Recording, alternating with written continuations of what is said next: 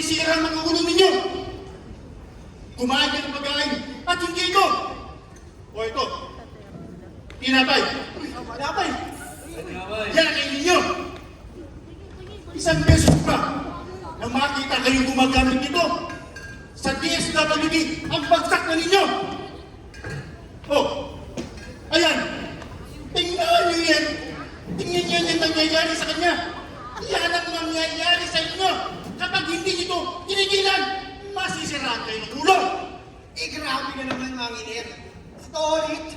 Nasobra na yan eh. Kami, pagkain lang. Boy, pagkain lang. Yung pagkain, ang ilagay niyo sa katawan niyo. At hindi ito. Kababata niyo kayo. Puros na yung mga pasaway. Ako. Alam ni Manginer, may isaan niya ako. Bakit, best friend? James!